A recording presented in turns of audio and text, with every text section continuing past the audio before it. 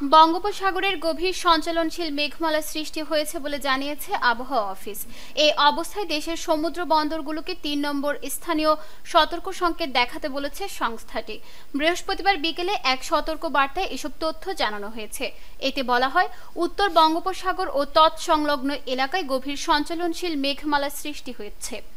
উত্তর বঙ্গোপসাগর বাংলাদেশের উপকূলীয় এলাকা এবং সমুদ্র বন্দরগুলোর উপর দিয়ে ঝড়ো হাওয়া বয়ে যেতে পারে।